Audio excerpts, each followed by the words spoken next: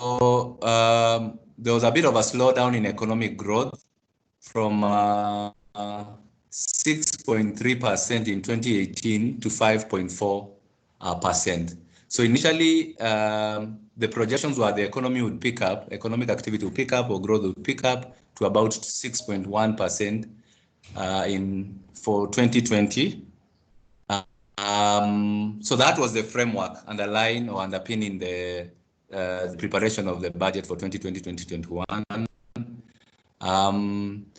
There was a bit of underperformance. This slump in performance, or just a dip in performance for 2019, was attributed to some underperformance in agriculture and private consumption, despite some resilience from the service. Then we had, towards the end of December, there was a bit of revenue growth improvement, largely attributed to increased collection from dividends from state-owned enterprises.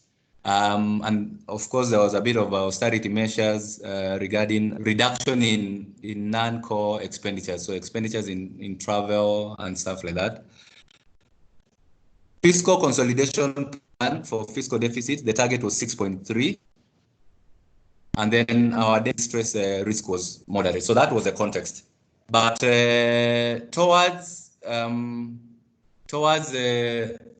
and you can see, this is just a summary of the macro indicators showing that most of the macro variables were somewhat stable, so I will not go into this. But basically, from this is that,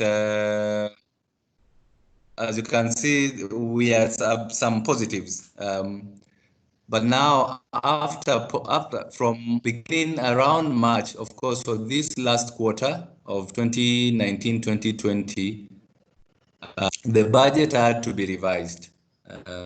So as you can see, the budget had to be revised to cater for or to respond to COVID.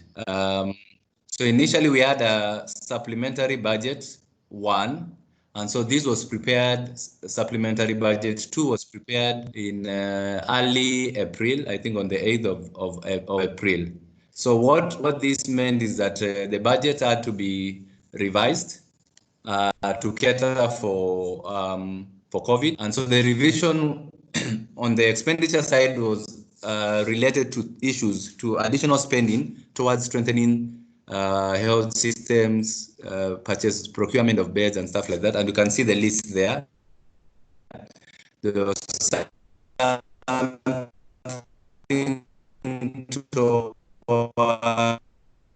social protection, cash transfer, we are pets and the like. So that's what in the last quarter of this financial year. And so a lot of things had to change.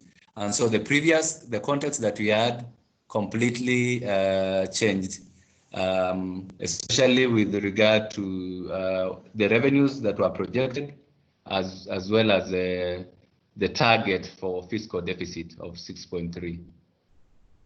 Now, going into the budget, so the budget for 2020 in terms of distribution. So what you can see from the tree map is basically the entire budget outlay, and the figure is different from the 2.7. So this basically shows all the budget items for the 2 levels of government, including consolidated fund service, and I will get into what that means. The 3 arms of government at the national level, county government allocations, the equalization fund, contingency fund, those are small ones. I think they are towards the bottom right. And of course, from this, the 3.165 trillion or 3.2 trillion, you can see the largest share of the budget obviously goes to the national executive, and in particular, of course, to the national government. But one thing to note is that there's a huge difference between this and the previous one. The consolidated fund services actually grew by 6 percentage point, from 26% to 32%. And we'll see one of the things that drove that, and it's largely to do with the increase in debt service payment. Then this table shows a summary of So what is called the budget outline. So these are comparison of what is projected for 2020-2021 and what we had for 2019-2020. So first column is what was approved by National Assembly, and then you have supplementary 2. So I didn't include 1. And you can see the differences there between, for instance, revenue, or the difference between for 2019, 2022, 2020, 21 for expenditure. You can also see fiscal deficit. And actually, as much as the gap for 2019-20 for fiscal deficit was to reduce our deficit to about 6.3%, from this table, what you see is that deficit is projected 817.2 billion as a percentage of GDP is about is 7.9 percent, which is basically above what was anticipated. And most of these things are also driven by the fact that COVID had an effect, of course, on revenues, pressure on expenditure, but also the fact that over the years we've had government has been borrowing quite a bit to finance, obviously, infrastructure. So this is just a summary of the fiscal position or the things that have been planned for 2020-2021. Now, as you can see, the next graph shows it's a comparison of revenue and expenditure for about, it's a trend, 2013 to 2019-20.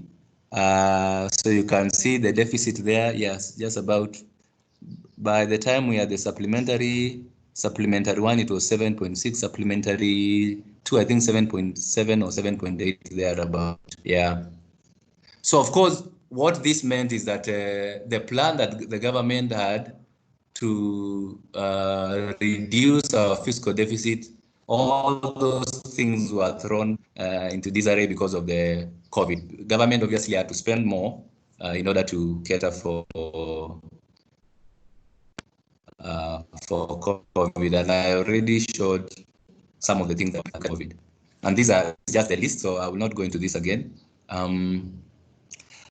Now, so of course the question is from the fiscal, the consequences of widening fiscal deficit is that our stock of debt has also been growing. So there's a correlation, a positive correlation between that widening of fiscal deficits and our stock of debt. And so obviously, Kenya, we've had lots of debate around issues of public debt.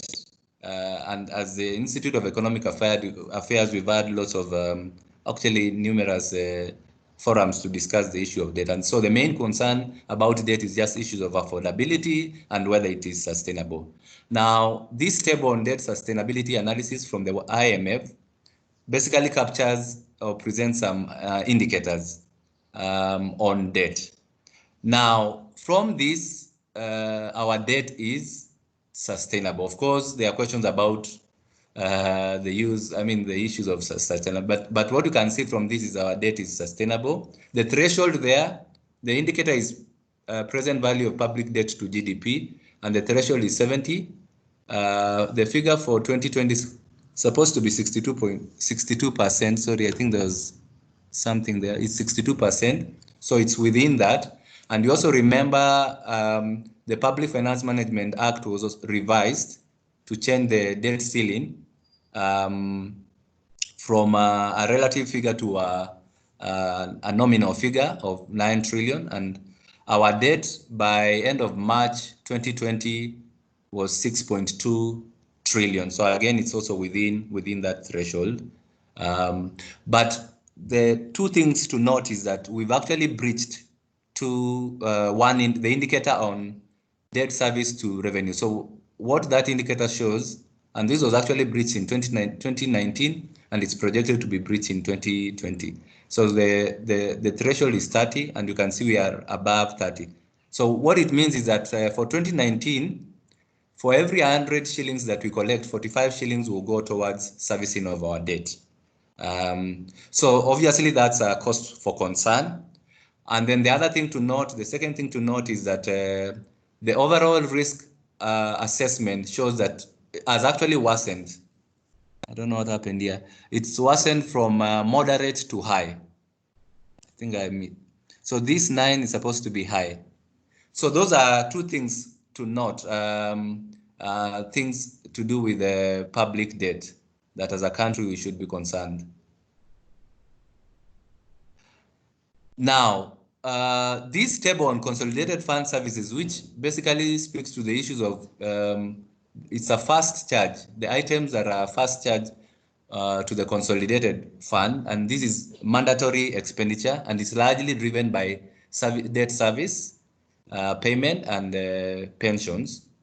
And you can see debt service payment is actually what has been driving the cost of debt. So the rise of debt and as the consequences is seen in terms of what we are paying to service that debt. And this is actually because of many years of over 10 years of high borrowing. And what has been happening is that if you look at the structure of our debt, it's currently it's almost an equal split between external and domestic debt, but domestic is slightly more, I think, by 48%. But as you can see, for 2019-20 and 2020-2021, interest payments are actually more than redemption. So that is what has increased, led or resulted to increase in debt service payment. And it's largely attributed to domestic debt. And you know, domestic debt are quite expensive because of their short-term maturity profile. So this basically explains the cost actually, or the consequences of borrowing and the huge public debt that we've accumulated over the years. Then you can see the other thing to note about the CFS, or the Consolidated Fund Services, it is mandatory expenditure. As a percentage of GOK budget, it means before we do anything as a country, 32% of our budget must be placed aside to service our debt. And so whatever is left is what is used by government for other services, whether it's to pay salaries, for education, and the like. And again, you can also see for every 100 shillings that we collect in revenue, 55 shillings will go, for 2020 is actually projected that 55 shillings will go towards servicing our debt. So just to summarize some of the issues from the expenditure side is that the government has been revising the budget. In 2018-20, I think it was revised 3 times. 2019-20 revised twice. And every time it's revised, it actually bumps up expenditure. And so frequent revision of budget actually reduces budget credibility. And it's also a reflection of unrealistic revenue projections. And again, what we see as another emerging issue is that the fact that our debt ceiling was revised from a nominal, from 50% as a percentage of GDP to 9 trillion shows that government wants to continue to rely on debt financing for the budget. And then the other two things to note is that we need to really, the government has for a long time been saying it wants to, it's currently been trying to restructure its debt. So if you look at the external debt, 34% of our total external debt actually comprises commercial debt. You have the syndicated loans and the Eurobonds, all those fall within that. And this is what has actually increased our vulnerability. Now, the challenge is that with COVID, the receipts from exports and of course revenues will go down. So this makes this increases our vulnerability even more. And then the other thing to note in terms of exchange risk is that majority of our external debt are actually denominated in the US in US dollars. And so that what this means is that if our shilling depreciates against the US dollar, this will again make it more expensive to service our debt. Now, moving forward, so a bit of expenditure analysis, just a breakdown of how the budget will be allocated, or how it will be spent, or how it is estimated to be spent. So looking at, so this is just for the national level, ministries, departments, and agencies, and you can see the comparison between the two financial years, 2020 and the previous year. You can see the two total budgets. And so 27% of the entire budget for ministries, departments, and agencies will go towards payment of salaries. And this is actually more, because if you look at the first bar refers to transfers to government agencies. These are parastatals. Again, from that, about 70% or over 70% of that actually goes to compensation. Goes to payment of salaries. So if you add the two, you see that payment of salaries will take about over 40% of the entire budget. So obviously, public wage bill and management of public wage bill is still a challenge in this country, in our country, sorry. Now, in terms of priorities, so looking at it again differently. So priorities based on the different sectors. So for the two financial years, for 2020, what is estimated for 2020, 2021, you can see the order there actually is more or less similar. Education takes the lion's share. So the question is, what is allocated towards COVID? Because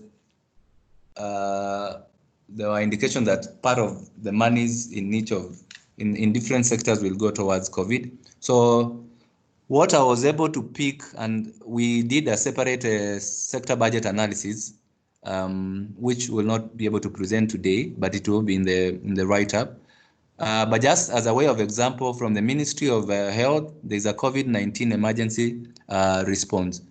So from this, there are questions around what is going towards the big four agenda, or whether that has been put aside because of COVID. There are issues around rollout of universal health coverage, and also the question of where these COVID-related interventions are. So from health, I was able to pick that, and this is the example. You can see the amount there is 2.6, and you can see it from development budget or expenditure. And you can see again what this is targeted for. So the objective of this is obviously to increase the number of testing and treatment of patients.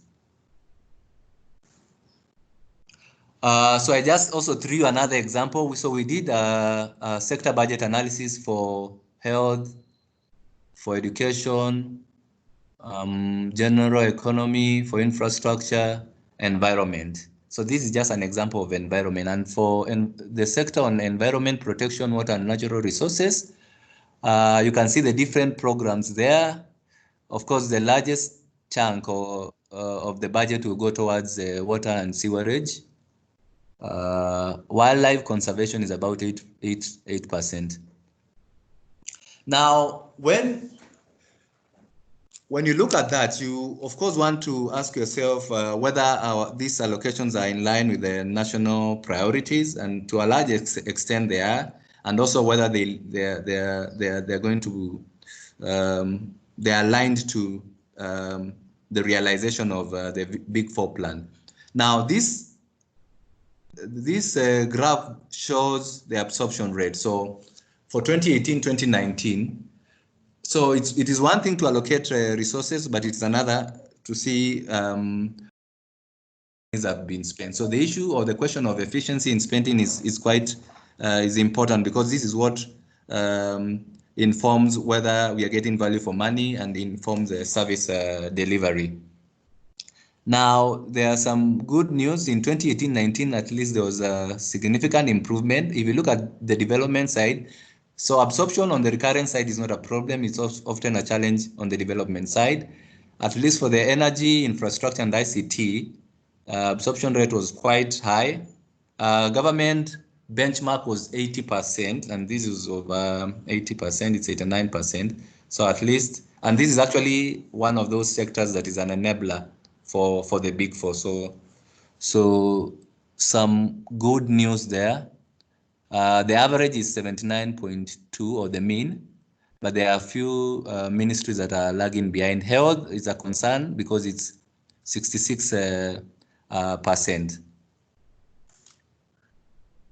Now, so the question after looking at the expenditure side is how this budget is going to be financed, and I already took us through the outturn, budget outturn, but this is just a summary, and we saw, of course, the deficit is about what, just under, I mean, it's basically 7.9%. So these are the revenues that are projected to be collected this year, and this is actually premised on economic growth, ongoing reforms, and the taxation proposals that Raffle will be taking us through. Total revenue plus grants is about 1.9 trillion. Now, what is noticeable is that, of course, there's a positive correlation. That is what evidence shows, positive correlation between economic performance and revenue performance. Now, our GDP growth rate was actually revised downwards to about 1.0%. So basically, and it's largely attributed to, of course, COVID, the effects of COVID. So, of course, our revenue has been underperforming for many years, and you can see from this graph, the quarterly revenue collection, it's a comparison between the actual versus target, and we've been underperforming for all these years. And so you can imagine the effect of COVID. So this is a dual effect, that our tax receipts will obviously take a dip or decline due to reduced economic activity because of the containment measures and the like, and also the fact that we had tax relief measures. So these are the tax relief measures which will lead to revenue losses. So these two effects is what is contributing. As you can see, ordinary revenue is projected to reduce. You can see from what was estimated in 1920 as per the supplementary budget 2, 1920, what was collected, this is quarter 3, 1920, and then what is estimated for, this is ordinary revenue. So you can compare this with the first, with the printed. And so our ordinary revenue is about what, just under 15% of GDP.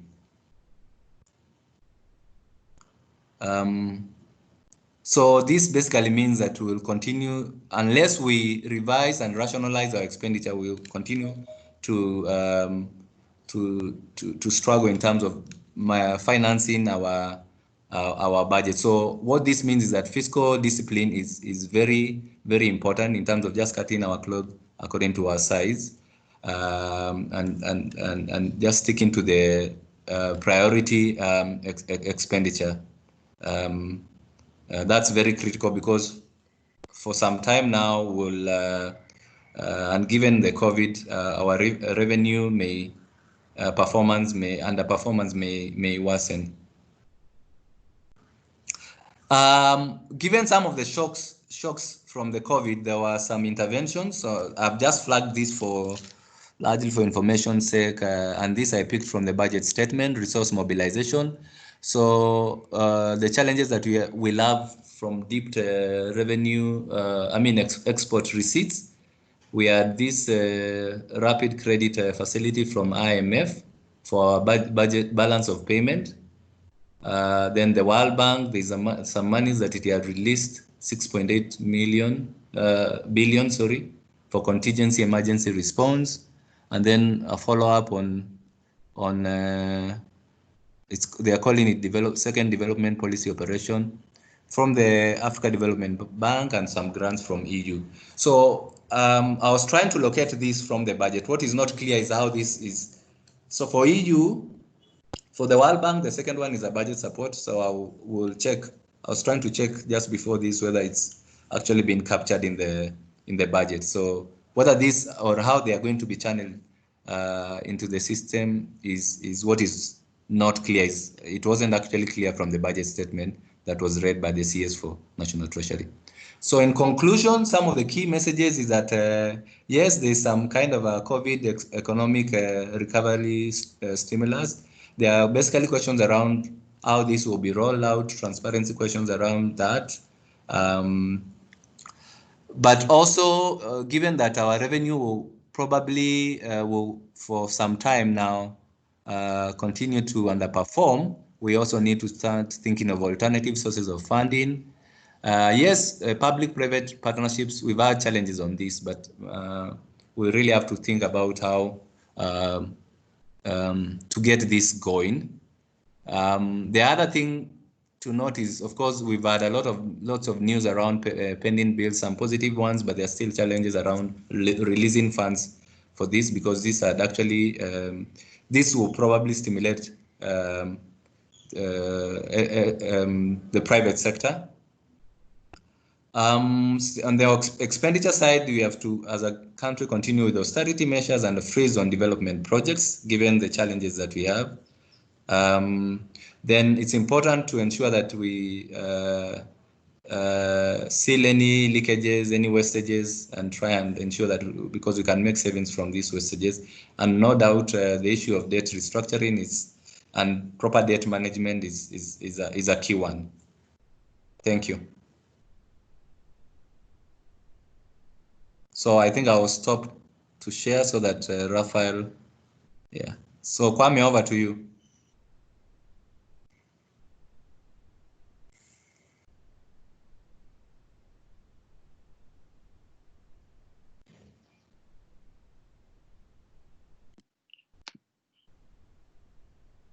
Okay, so let's get, thanks, John. We'll have Raffle come for the presentation, and then we'll go straight to the conversation after that. Raffle, go ahead.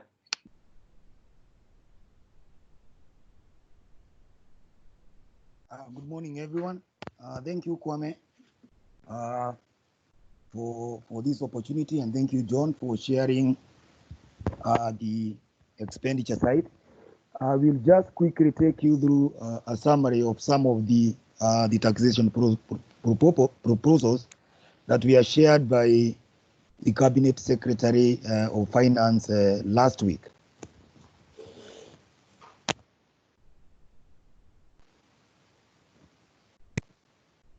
Now, one of the things that we noticed last in coming up with very clear taxation measures was that the Cabinet Secretary this year, he actually tabled the finance bill for the year 2020 together with the estimates of expenditure. So that's a plus.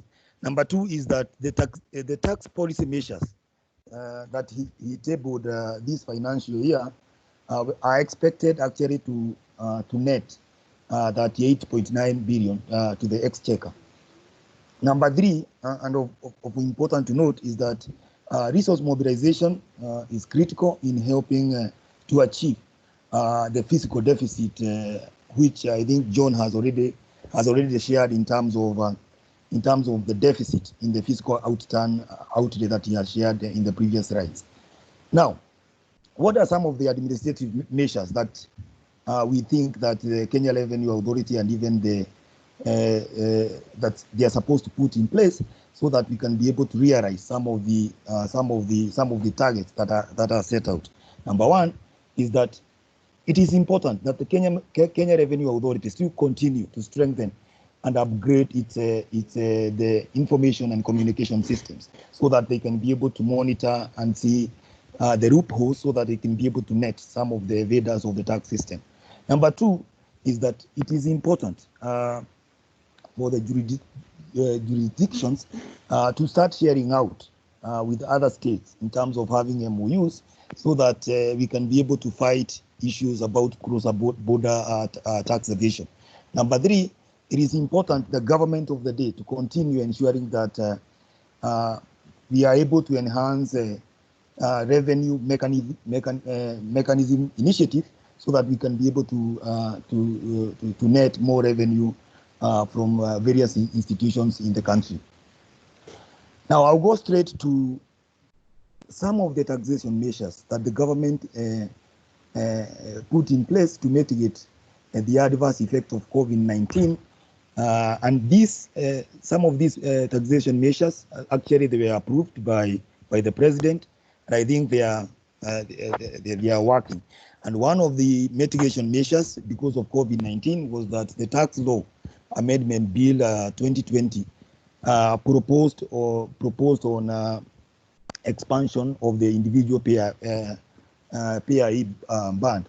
And as you can see on the slide, is that on the PYE band, what happened is that if you check from the previous band, it was that the rate was reduced from 30% to 25%, and the effect of that was that the government wanted actually to see citizens of this country having a disposable income that they can be able to use during this pandemic.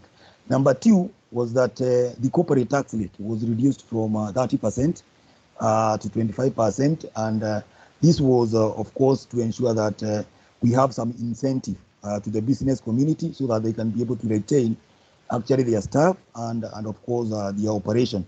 And another tax measure that the government took was to lower the value-added tax from the standard rate that was there from around 5 years of 16% to 14%. Again, the measure was to ensure that there is an additional disposable income for the businesses. Another tax relief, and we have to mention is that there was 100 tax relief for persons earning gross monthly income of up to 24,000. And the tax relief previously, if you remember, is that the tax relief for all of us was around 1,400, and this time around it was up to 2,500. There was also another relief in terms of tax, in that the turnover tax rate for micro and small medium enterprises was actually lowered from 3% to 1%. So basically, those are some of the mitigation measures that the government approved, so that we can be able to cope with the current situation under COVID-19. Now, what are some of the taxation proposals? I'll just be able to give highlight.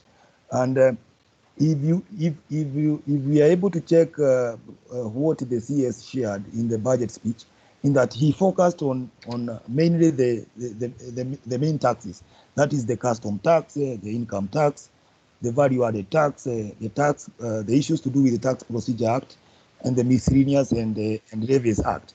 So to get more details about the taxation measures, actually they are all contained in the finance bill, and therefore what we have done is just to give a highlight of some of the taxation proposals that were shared by the CS, but mainly we have documented all the other major proposals with respect to what was contained in the budget speech. So I'll start with the income tax proposal. And one of the proposals that was alluded by the CS was that there was an introduction of minimum tax at a percentage of 1% on gross turnover for companies who continue to declare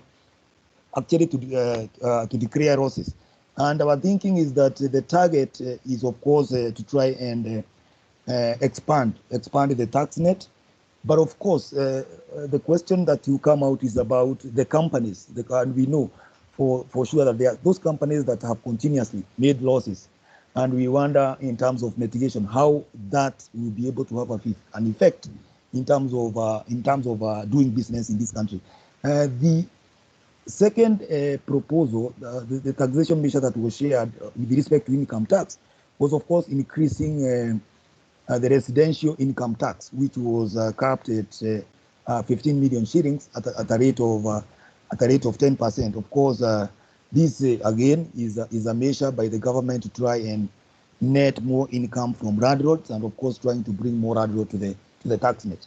The other taxation measure that was shared was on income tax, was the introduction of digital service tax of 1% gross transaction value payable on income. And this was basically based on the advancement of technology and most people transacting their business in the digital platform. The question that perhaps the government need to come up with is we know how difficult it might be to monitor the digital transactions, and therefore we think that the government should be very clear and come up with proper regulations to ensure that even as they target the digital platform, then we have measures in place to ensure that everything will run in the right direction. Then the second part is on VAT, and one of the measures that the government shared was on the exemption of VAT on corn and maize, and the advancement of the issue was that this was supposed to ensure to caution farmers from high cost of maize or corns in terms of when they are coming to actually sowing, and how true that will be is something we need to have a look at. Then number two, there was exemption of VAT on ambulance services and medical services and nursing and dental care services. Of course, this is supposed to ensure that Kenyans are cautioned against the high cost of seeking, medical services, particularly during this period of the pandemic. And then the other proposal, the taxation measure that was shared, was the removal of some items from zero-rated category. For example, the liquefied petroleum gas and materials for the manufacture of automotive and solar batteries. This proposal, of course, will have an effect in terms of previously it was zero-rated, and therefore the measure will see the proposal have an increase up to around 14%, and therefore it will affect. It will have some effect in terms of people turning out to other methods of cooking, like using cook stoves and charcoal, which will have an effect in terms of even environmental conservation. And then there was also an introduction of VAT on plant, machinery, and equipment. And this proposal was there actually last year, and it was actually exempt. It was zero rated. But this time around, I think what the government has done actually is to input a 14% increase in taxation.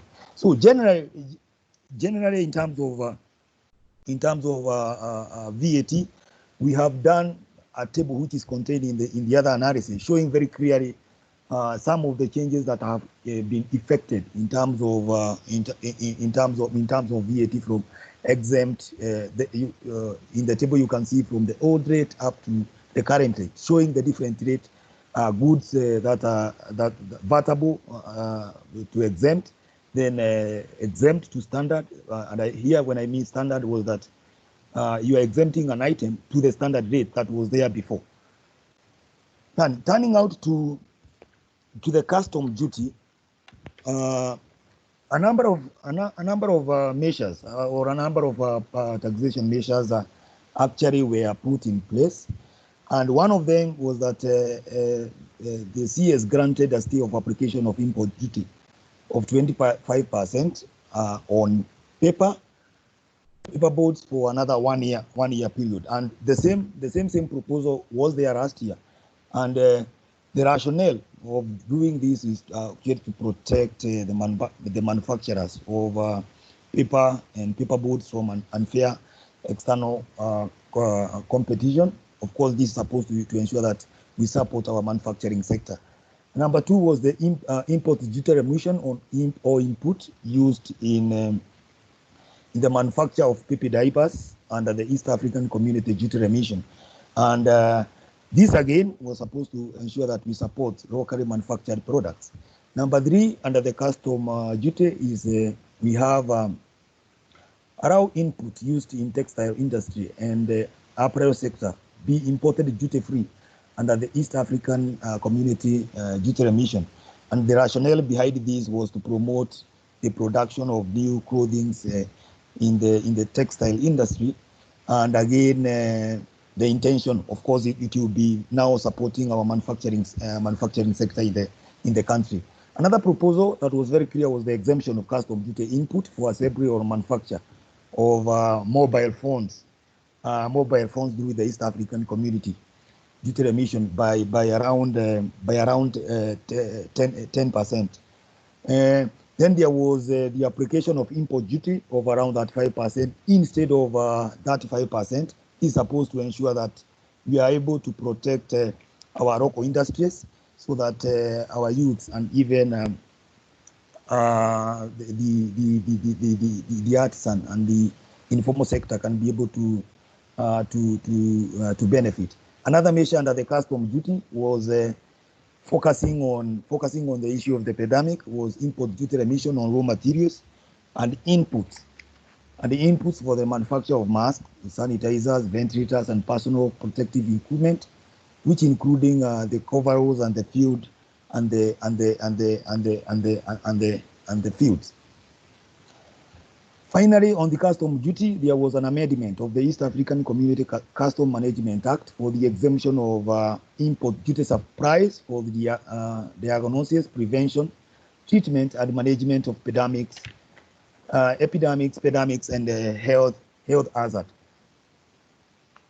On the Tax Procedure Act, the CS introduced a voluntary tax disclosure program, and basically this is supposed to provide immunities for those who have been evading tax submission for the next 3 years.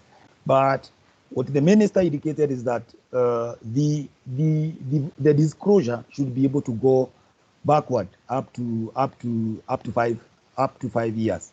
Another measure was the provision of an appointment of a digital tax service agent, which is in line with the digital service tax, which I think I shared earlier. And the agent is supposed to ensure that in terms of developing of some regulation and ensuring that there is compliance in terms of tax correction.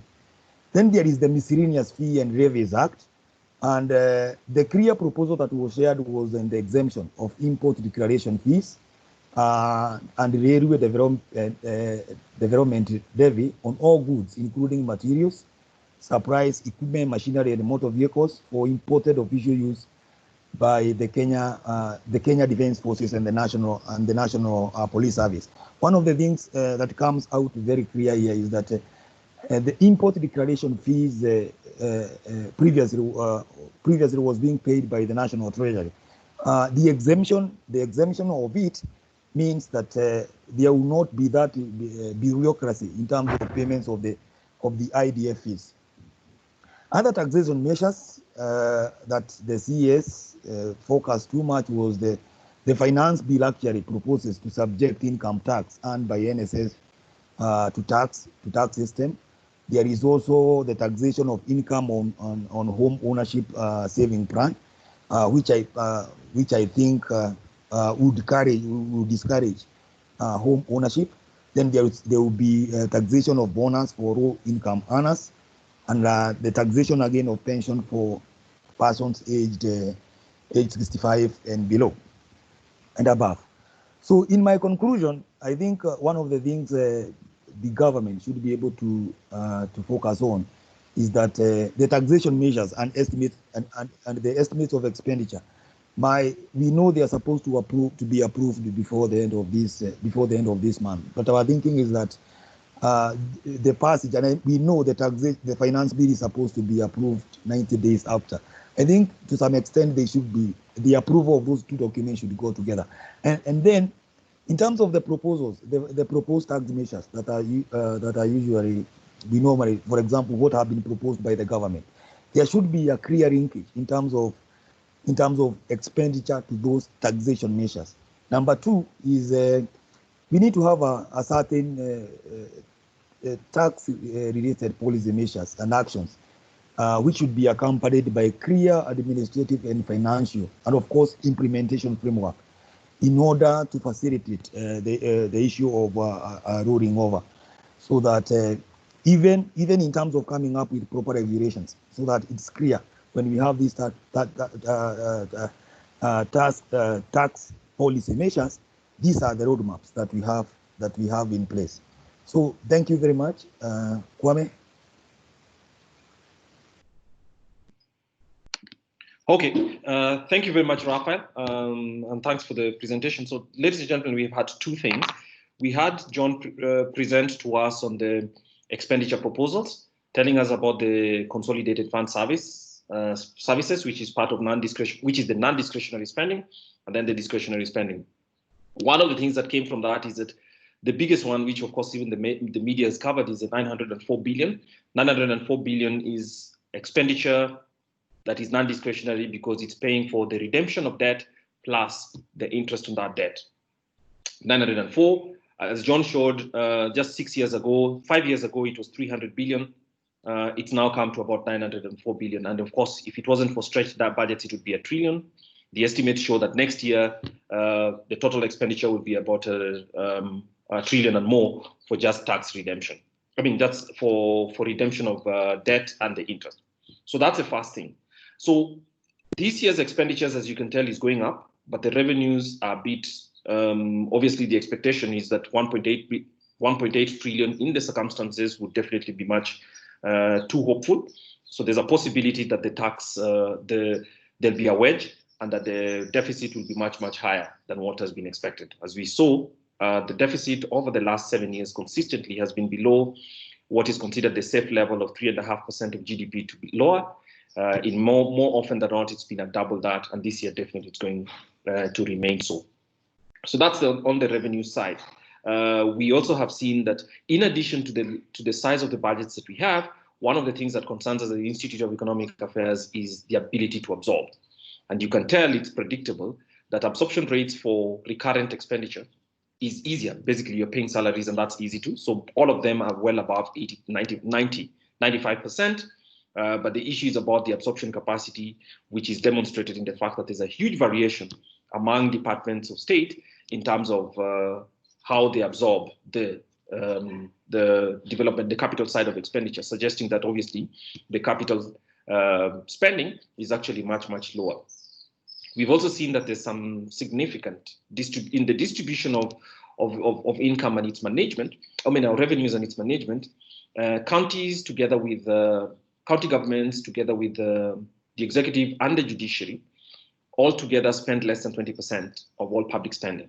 Most of the public spending is in the control and the command, both the discretionary and that's discretionary on the part of the executive.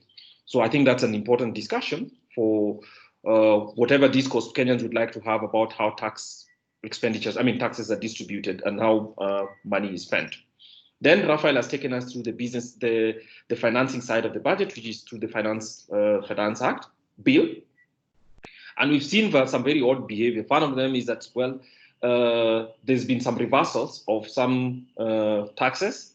Procedures are getting more complex in the sense that basically right now, VAT claims and all that have new requirements, which obviously created an administrative burden for businesses and for those who are reporting.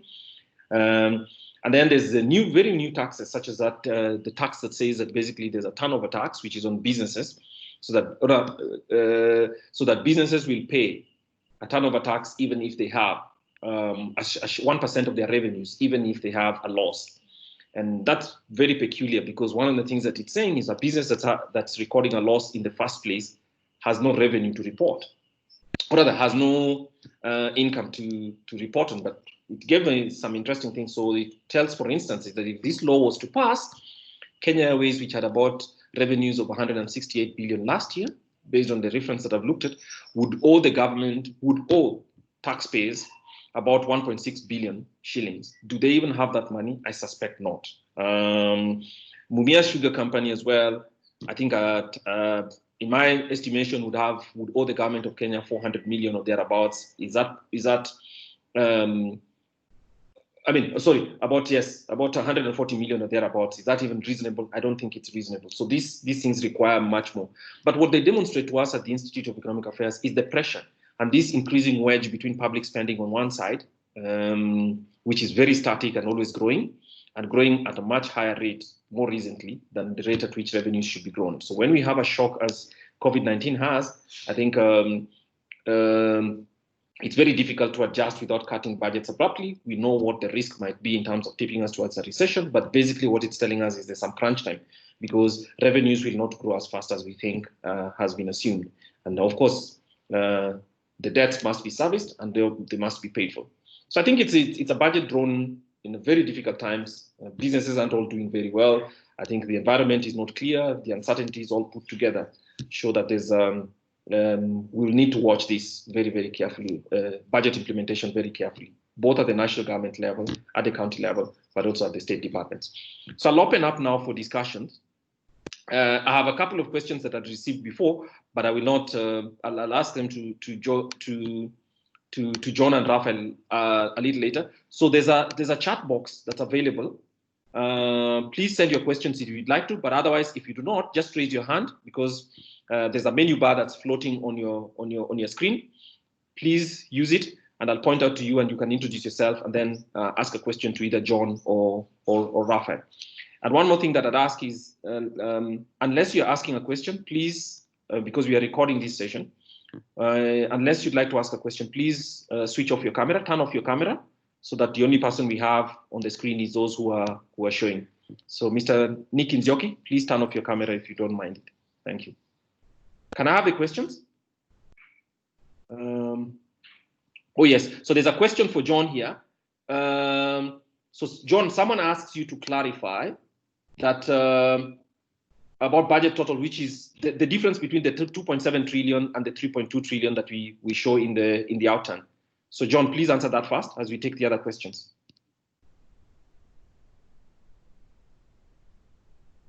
John?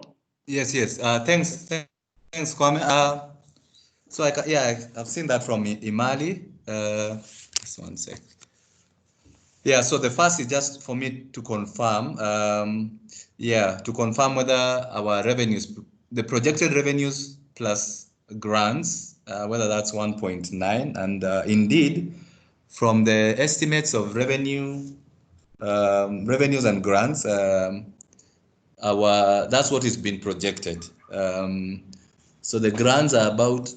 So we have what is called non-tax plus tax revenue that's coming to about 1.87. Then the grants that are projected about 36.1 billion, and so that totals to about 1.9. So that's what's projected. Of course, the question of whether that will be realized. The question is, of course, whether that will be realized. But yes, these are the figures from the different budget documents.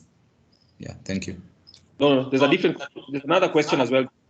The second question is about what's the size of the budget? What's the size of total spending? Is it 2.7? Oh, okay. Yes. Yeah. So, so the size of the total now. What happens? One has to deduct. So I showed. I think I showed a table there of the consolidated fund services. So the trim up was just to show John, can you go back to that chart? I go back. Because there are many questions that have come up regarding it. Please go back to the chart. Okay. So if you want to know, for instance, just the entire, so that's why it's the title there is the distribution of GOK, Government of Kenya budget. So this is a summation of all the expenditure items for the two levels of government. So at the national level, you have the executive, you have parliament, the three arms: executive, parliament, national executive, parliament, and judiciary. And also actually CFS, consolidated, is part of like the national. And then for the county, it's only equalization, county government the equitable share to the counties, and equalization fund, which is, I don't know, I can't see it from here, but it's less than, probably less than 1% or something. Yeah, so all this equalization fund is about, but the equalization fund, the amount is 5.8. So this is how the picture of the entire budget. Now, however, when it comes to understanding what is called the outstand, just looking at the expenditure side, which actually you can see all the items there, the components, and we've split it between discretionary and non-discretionary. So the non-discretionary item there is the CFS. Now for CFS has two components. Where is it? Here. So it has interest payment and redemption. Redemption is basically your principal. So in payment of any money that we borrow, we pay it in terms of the principal, which is redemptions, and the interest. Now, because the redemptions are already factored in the development budget, on this table, on this outstand table, you can see we've deducted. So the CFS there is minus redemption component. And so it comes down from 1 something trillion to 1.0 to about 586. And so this brings the total expenditure to 2.7. And so if you deduct that from revenues and grants, you get a fiscal deficit of 817 billion. Yeah, so that's how we computed it here. So the reason there is that the redemption component is already factored in the development budget as loans here. Yeah. So thanks, Kwame. Yeah. So. Okay. The next question is to Raffle. So Raffle, there's a question here about I think the turnover tax was made in a confusing way. So will the taxes? So there are two things. There's a turnover tax for farms that earn less than 5 million shillings. I mean, 5 million shillings or less. And then there's this new tax on the finance bill, which is basically a tax based on the revenues of companies, even if they're loss making. Can you explain what that difference was? Rafael, are you there? Okay. Please explain it to. Okay. Thank you, Kwame, for raising the question. I think the issue of the introduction of one minimum tax at the rate of 1% on gross was on gross turnover for companies, and this is estimated that if a company, or it is anticipated that if a company makes a loss of in a year, then there will be a charge of 1%, and that's the reason why perhaps Kwame, you have tried to explain in terms of companies that have consistently made losses. So made losses for the last couple of years. Companies like Kenya Airways and companies like Mumia Sugar. So that this is an introduction of a new tax. In terms of I didn't get properly the question on the issue of turnover for the turnover for less than 5 million. I didn't get that question clearly.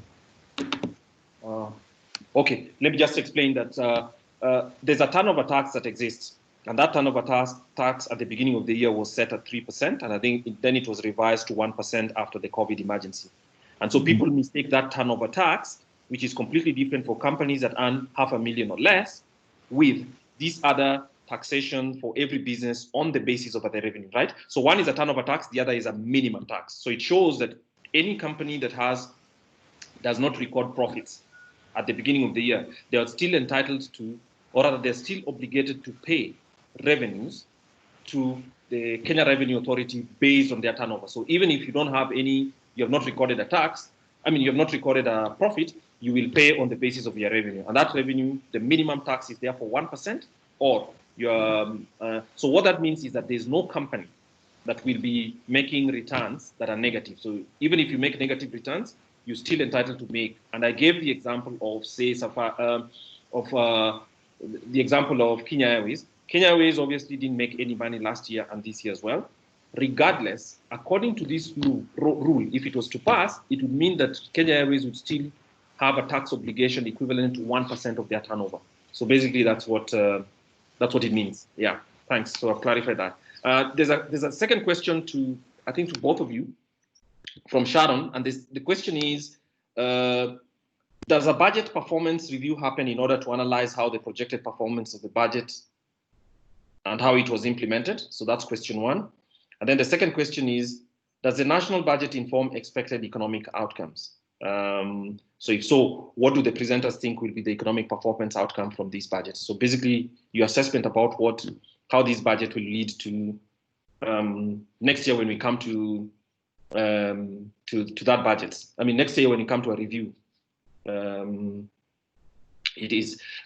GROOTS, Consumer Grassroots Association, I think that question has been answered, GROOTS, about whether this is a 2.373 trillion or not. John has presented it, so I think it should be considered answered. But John, you can go to the question from Sharon about John and Raffle, about does a budget performance review happen?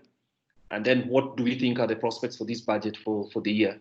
Then Peter Mugo has a question as well. This would be to you, Raffle. Why is the government punishing loss-making companies through the minimum 1% tax on turnover? If the argument is the company cheats, why not use the auditors precisely? I think that's both a comment and a question that Raffle even commented. So let's come to those three questions first, and then we can go back. Yeah. Thanks, Kwame. I forgot to mention on this question about the 2.7, the difference, and the 3. So ideally, in terms of financing, the reason in terms of financing, and you can see the financing components are net foreign financing and net domestic financing. To avoid double counting, one has to deduct the redemption part. But to understand the entire expenditure outlay, the 3.1 actually gives that, presents or paints that picture of the entire expenditure outlay. Now, in terms of the second question from, I think, Sharon, yeah, so ideally, before looking at what is projected for the forthcoming budget or financial year, it is obviously important to understand how the budget, what was the performance. Now, there are various indicators of assessing performance. One of them is absorption rate. There are things like utilization rates and the like. So the idea of looking at this is to ask ourselves whether the money that was allocated to the different ministries, departments, and agencies, and here we just presented as organized by the different sector working groups, whether this was spent by these ministries, departments, and agencies. Because I mentioned the first thing that you want to look at is whether our allocations are in line with national priorities. Because you see, the intention of planning is to ensure that we put our money into areas that will bring us development, that will reduce poverty, that will increase economic activity and growth, and provide enabling environment for businesses, etc. So so you have that planning part, and then you want to combine the planning part with the formulation part, but eventually with implementation. So implementation is what tells you whether we are going to realize the result as was planned or and as was budgeted. And so this absorption rate, in a way, of course, you have to look at other things,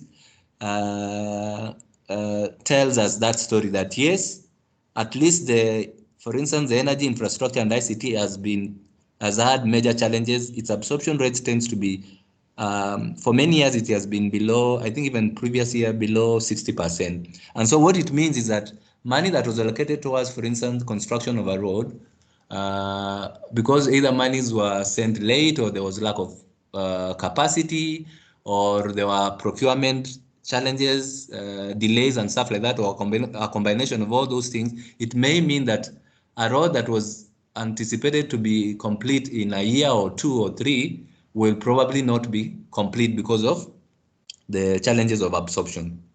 And obviously that, so this basically tells the story about service delivery, the results from service delivery. And at the same time, one can use this to ask the question, if we've been allocating money to, let's say, sector X, let's say environment, and they have not been spending, should the government continue to pump in more cash, or should they reallocate and put cash to a sector or a ministry or department that has been spending efficiently? So those are just the questions that one would want to ask in comparing performance and using that to inform future budgets. Yeah, thank you. I hope I answered that. So let me remove this for Kwame. Over to you. Okay, Raffle, there's a question about taxation from Peter. Yes. Yes, Peter. Yes. So please go ahead. Yes, Kwame. My answer to that question would be is that yes, in as much as we are looking at the proposal in terms of the companies that are making losses, and majorly we know the companies that have been making losses in Kenya, the big companies like KQ and Mumia Sugar. Obviously, the target in terms of making returns, majorly the government would also want to look at some informal sectors which have the tendency of making returns which are zero, and therefore they are not subjected to corporation tax or even negative returns. And therefore, I think the government was actually focusing more in terms of the informal sector and trying to widen the tax base in terms of trying to bring more institutions into the taxation bracket. The 1%, I just want to insist, the 1%, yes, it sounds very bad in terms of trying to tax the companies which are making losses, particularly on a yearly basis. But my thinking is that yes, the government was looking also on the other side of it, where institutions or companies have a tendency of ensuring that they are reporting negative returns on a year basis, and therefore trying to widen that would actually ensure that few companies are actually reporting negative returns each and every year. So back to you, Kwame. Okay, thank you, Raffle. So the next is a question from Anne, and Anne Maina asks, do you think that the new tax measures will meet the 1.8 trillion revenue projection? And of course, included in that are things such as removing or zero rating LPG gas and automobiles. And then asks, what can be done to raise more revenue to meet expenditures without hurting the vulnerable in society? And then someone from Groups asked John specifically on what your views are about whether government should have expanded more, allocated greater spending on, allocated more resources to spending on school feeding programs. I think you can comment on that. Yes, so these two for the time being. So the first one is basically about what can be done to raise more revenue. I think that's for Raphael, John as well. And second for John is whether you think government should have allocated more money to school feeding programs. So let's start with Raphael this time. Raphael, please go for the question from on what can be done to raise revenue.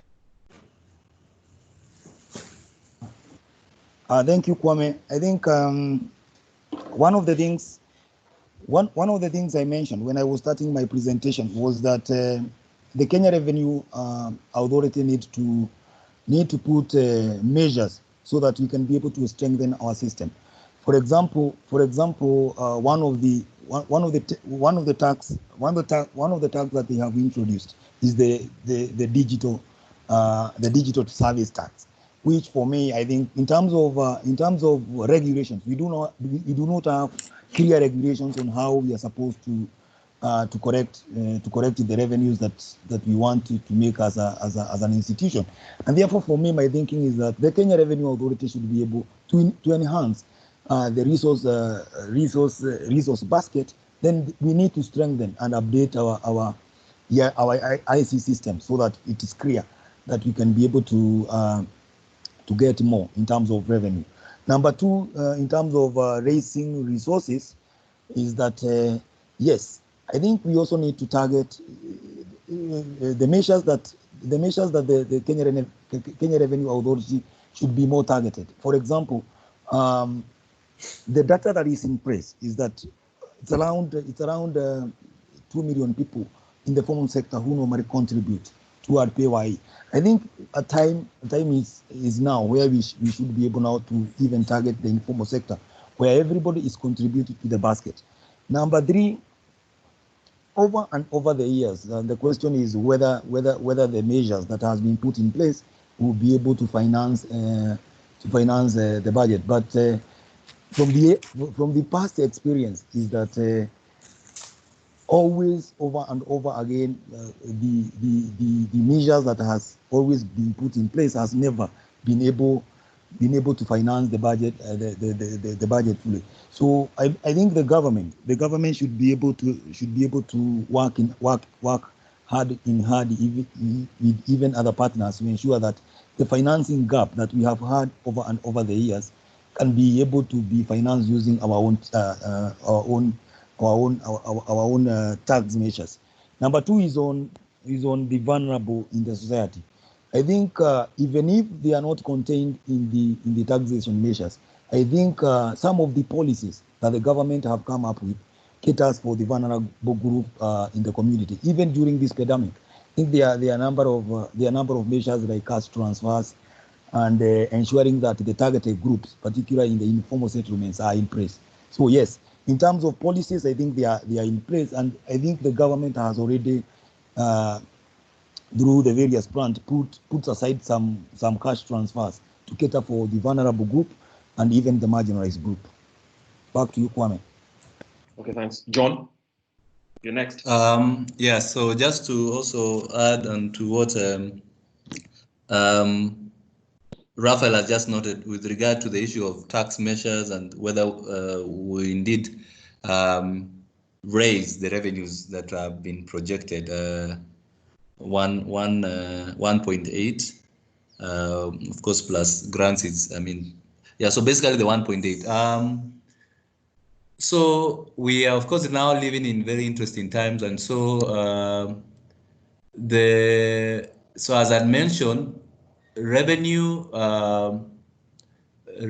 performance is actually correlates to economic activity.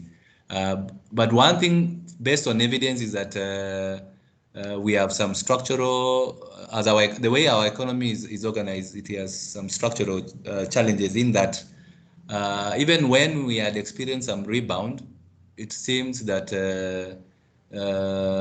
this was not linked to tax yields.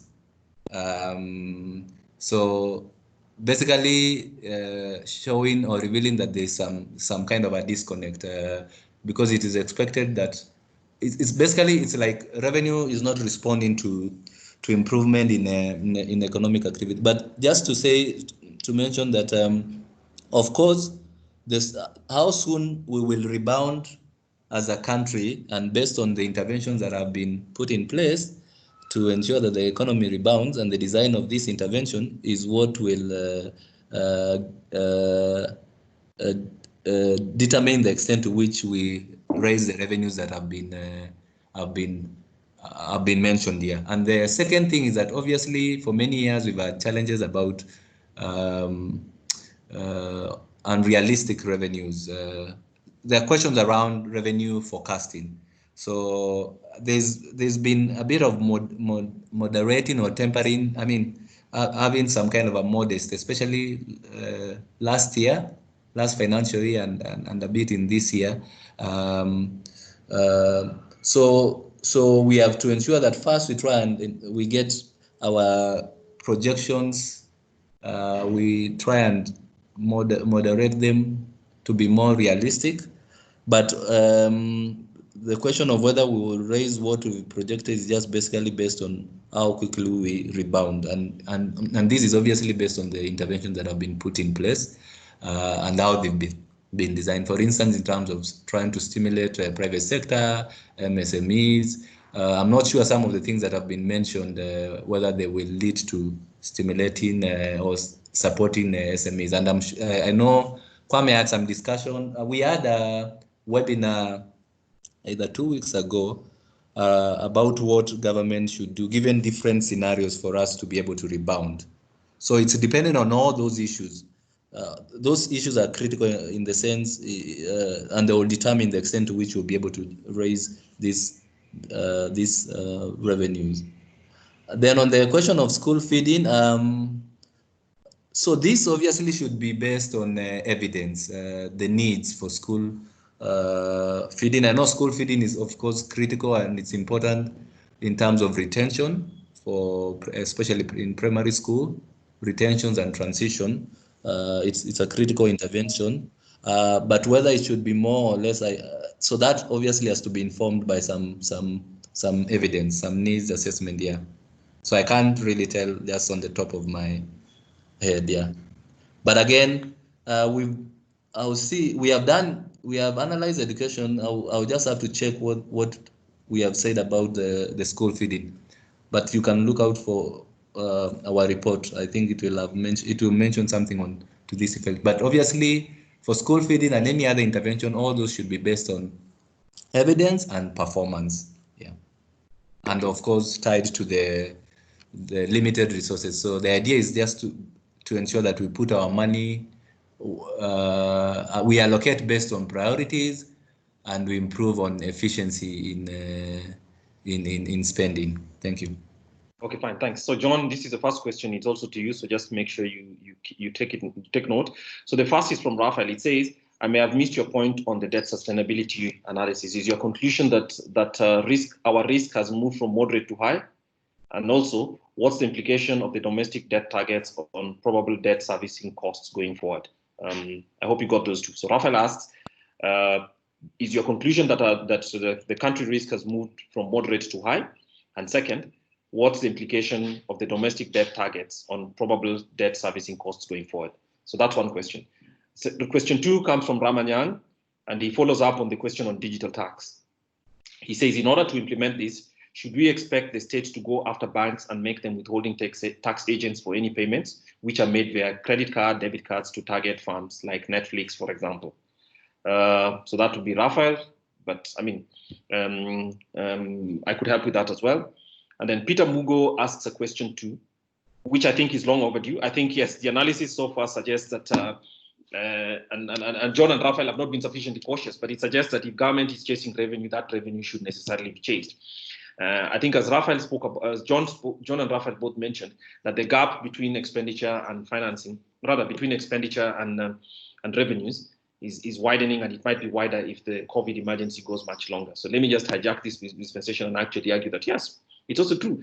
If for 6 consecutive years you've had a deficit of more than 6% of GDP, maybe it's telling you that your spending is too high. And part of that is we actually need to cut that from both sides, both increase revenues to the extent that is possible, but perhaps we are squeezing on a sponge that's already dry, and it's time for government to discipline its spending. But John, you may respond to Peter as well. Then we have a question from Tony. Tony has asked, has focus shifted from B4 agenda to COVID-19? And if not, what are the provisions in this year's budget? I think we've already spoken about that, Tony, but well, John will comment. And then Henderson Wandembo asks, how efficient is the turnover tax as a revenue measure, considering that it leads to much steeper pre- and post-tax losses, which will then be observed against future-proof?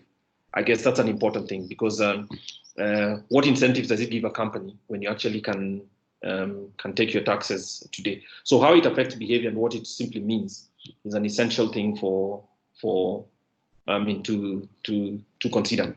So Rafael and John, take those questions. Let's go before we take a final set. Should we start with you, Rafael?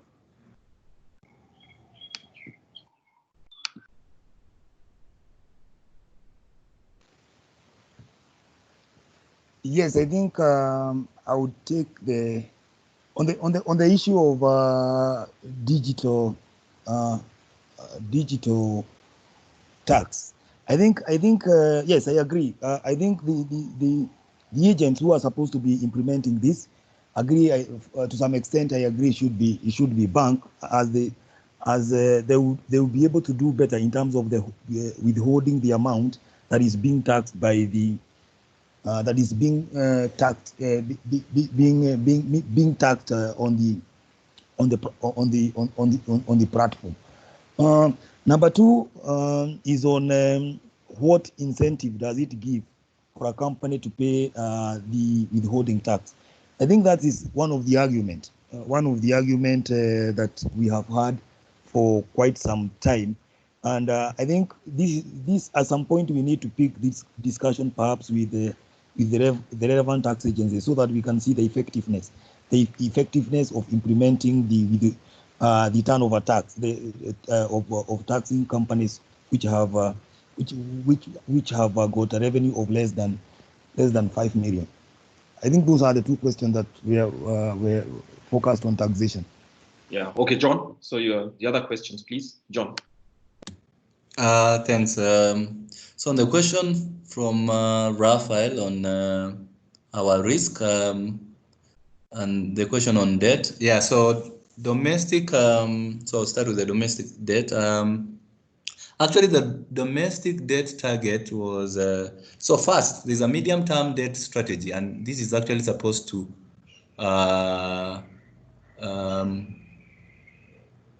guide the government in terms of how to structure its its debt, and so there is a target for in terms of the mix between domestic and external or foreign debt. The target, of course, it varies. You have a medium-term target. It's reviewed, I guess, every so often. So the target is external 60 and domestic 40. And the reason for that is obviously domestic debt is quite expensive and it falls due fast because it's a short maturity profile. Now, the challenge we've had is obviously that of oversight and not sticking or adhering to some of these strategies. And so you can already see that this is what has contributed to our rise in interest payment. So the interest payment component, so basically increasing the cost of debt servicing. So the domestic interest payment component is the one that's contributing to a large extent to the overall debt service payment. And the thing is just because we are not living to the strategies and there is lack of oversight from Parliament on this issue. And then the second one on assessment, yeah. So the assessment shows this is IMF, which shows that our overall risk has worsened from moderate, or is projected to worsen from moderate to high risk. And based on the different indicators, we have the debt to external debt to exports, debt service to revenue. I think those two, we've breached on those two, and the ones on PV, present value of public debt to GDP, is actually close to the threshold. So you can already see we are headed towards the tipping point, and hence the reason why our risk assessment shows that has become worse from moderate to high. Of course, now the question on the Big Four and COVID. So for Kenya, just like any other country currently, given the situation we have with the COVID and the like, as I mentioned, some of the most of these things like the target for fiscal deficit and the like, all those things will be put on hold for the time being so as to deal with COVID situation. And so the implementation of and the design of whatever interventions we have is what we should be keen on to ensure that really they bring the results that are expected, so as to be able to go back to the on track to some of the things that had been priorities, the big fours and the like, because those have obviously been disrupted by this pandemic. Yes, we had some allocation and towards enablers of the big four, but as you can already see, some of those things have already been some of those things will actually be affected by the fact that we'll focus a bit for this, especially for the many foreseeable months, to first deal with the issue of COVID. I think that's about it from me. Yeah. Okay, fine. We'll go to the final round of questions. No, you did not answer the question about. Okay, let me just ask the final round of question. So there's a question here about did we detect any allocations to affordable housing? Somebody asked about that.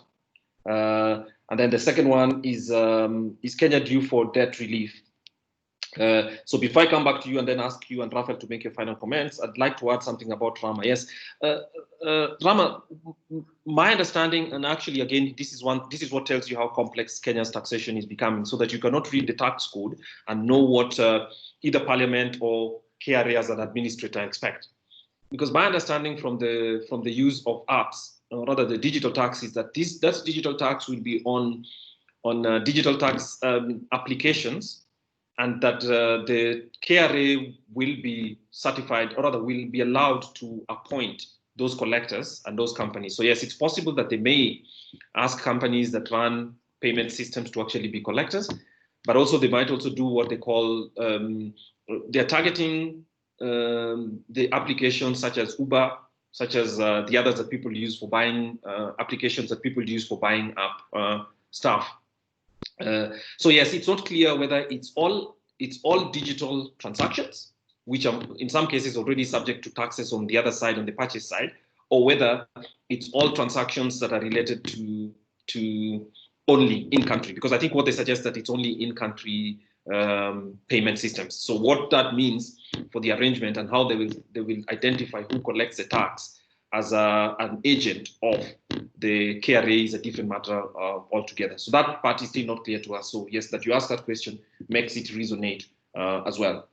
And then the final question, which somebody has asked me here, sent it privately, is basically that government has used the COVID emergency to show favorites for certain industries. And specifically, they're asking us, does the IEA think that there's any effect in second-hand clothes and shoes coming into the country in terms of spreading COVID? I think it's something we are examining as well.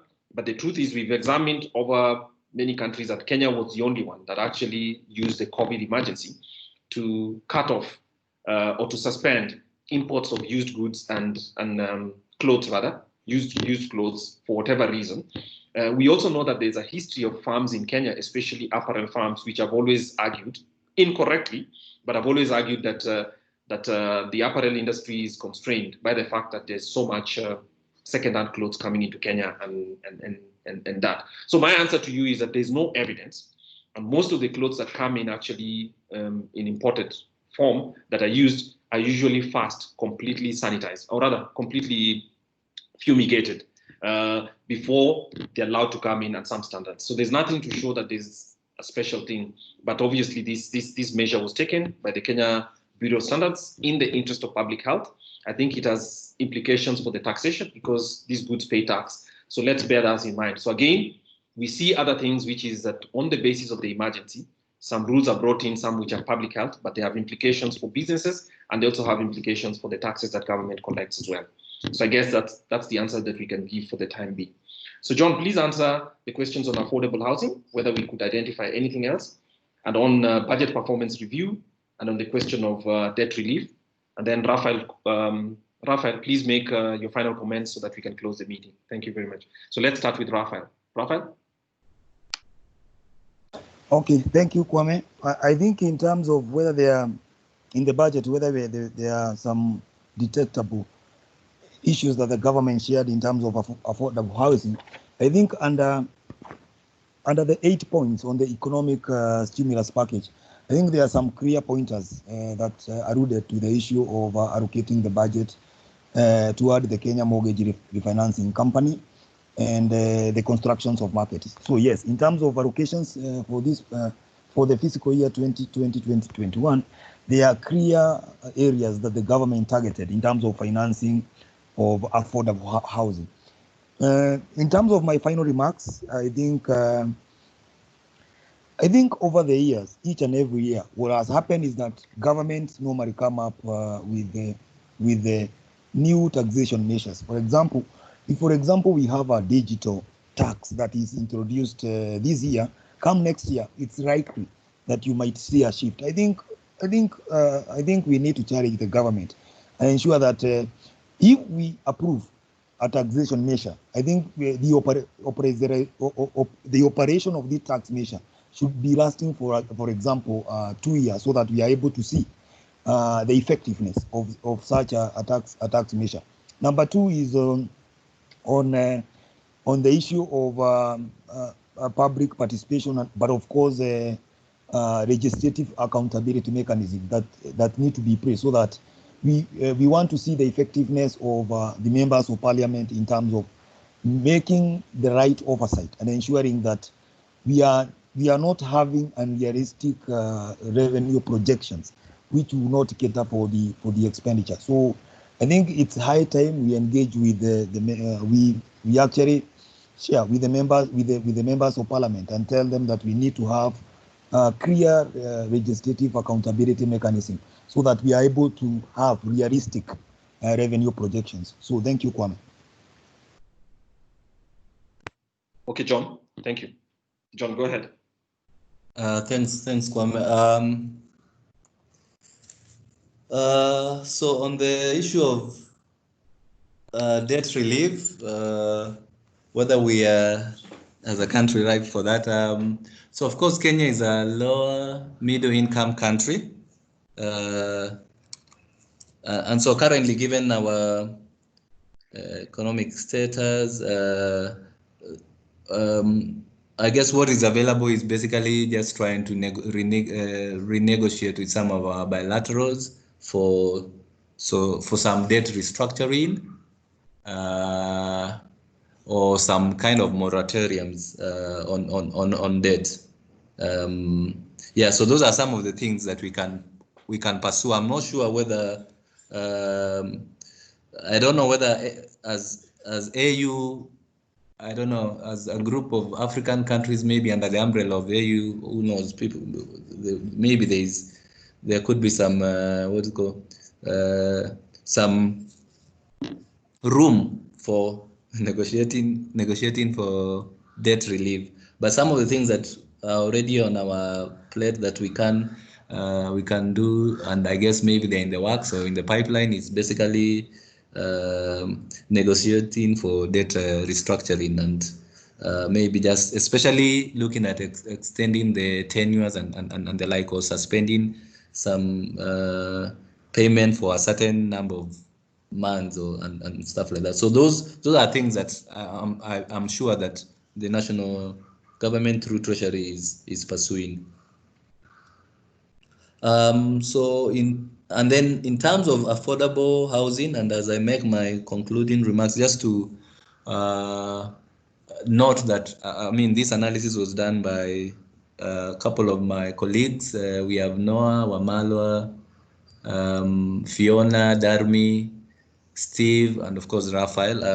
And so the aspect of affordable housing, I don't have it at the top of my head, but we have some analysis on the sector that where affordable housing falls. And so as Rafael had mentioned, I was just trying to see what was allocated, but I've not been able to locate that.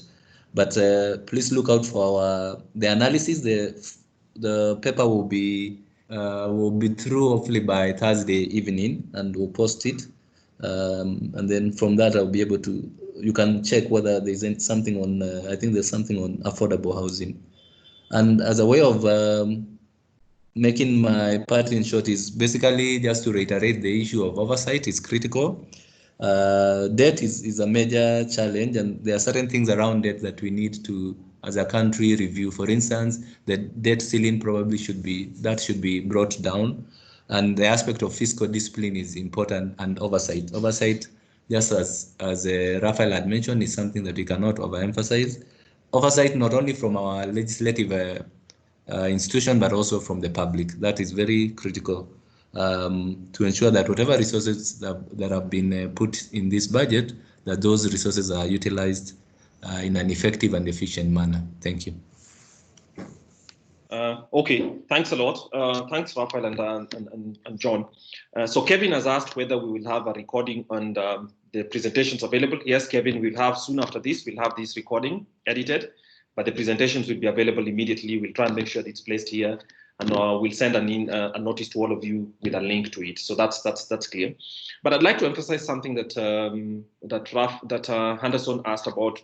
How efficient is a turnover tax, basically based for companies that are making losses where it's 1% of your revenues?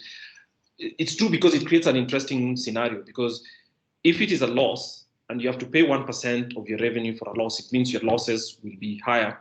And in subsequent years, you will claim against those losses again when you have your income. So basically what it does, it makes sure that government receives money, which it's going to have to forego and pay back for. So I think in terms of its economic effect, it actually just has a zero effect, if not necessarily just depressing the capital. So it's a very poorly designed tax, unless whoever designs it, the KRA and Parliament, think about this again. I think it will not work very, very well. So that's a matter that's worth considering. And for the rest of you, thanks a lot for being here. I'd just like to remind you that the whole of this week will be very busy for the IEA. So following this budget analysis, post-budget analysis, tomorrow we have a conversation which is to discuss, trying to crowd the youth to discuss the effects of COVID on the manufacturing sector, and especially small and micro enterprises. It starts tomorrow at 11. So please make sure that you attend. We can send you all the links so that you attend it out. I mean, you get to have a conversation with a variety of people running micro and small enterprises from various sectors, talking about how they will be they've responded and what effects the COVID-19 emergency and policy has been, and what new opportunities they are taking. On Thursday, we'll have a conversation discussing education. And basically, we are asking a couple of experts about what are some of the signals that we should be able to see before we can consider it safe to reopen schools, so that about 16 million children go back to school. So that's another conversation that we'll have on Thursday. So tomorrow and Thursday, we'll have these conversations going. I'd like to thank you all for attending IEA meetings. Please understand that the IEA is an association, and so we have members. If you'd like to become a member, a professional member of the IEA, my colleague Oscar could send you forms, or you can look through our website. There's a link to the forms so that you can become a member. There are various benefits to being a member, including having privileged access to the research that we do, and using the research facilities that are available for us at the Institute of Economic Affairs. We are grateful to all of you, and we hope that this session has helped you to understand the limits, rather to understand more and unpackage the budget, so that you all understand what government is trying to achieve, and that all our voices would go into making it much, much better. So thank you. Thank you very much for being here, and we hope to see you tomorrow or the day after. Thanks a lot to all of you. Yeah, thank you. Bye. Bye. Thank you. 937 528. Yes. And Oh boy. ingawa tangu COVID ianze, unaumia sana.